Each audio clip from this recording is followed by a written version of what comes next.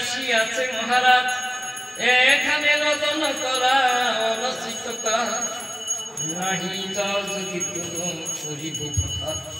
গোপরাজ শুনিল শ্রবণে আপনার, যদি না যা দাঁড়ি বলতেছি, ওই যে কৃষ্ণ আসতেছে, তুমি যদি না যা তাহলে আবার তুমি কেমন এ কথা আমার নন্দরাজ শুনলেন।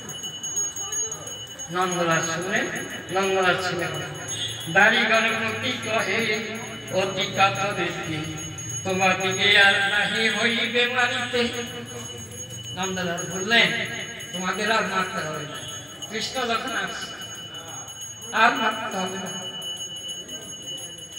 ডাকিছে কাতরে কৃষ্ণে করে লয়ে না এলে গোপাল প্রান্তে জীবে এখনই।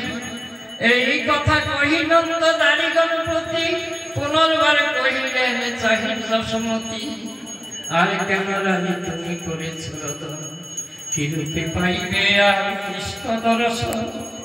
জনমের মতো তব গোপাল গিয়াছে নবনীত লইয়ার ডাকিছ মিশে।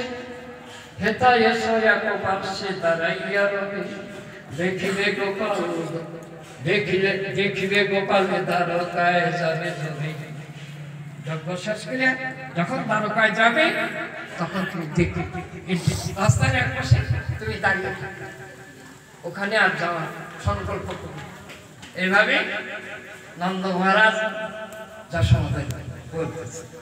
তখন করিবে রানী কৃষ্ণ দর্শন, শোনো হে আমার কথা না করো রোদন। শুনি যশোমতি কহে নন্দ বসুপতি, আমার বসময়া করয় অবগতি।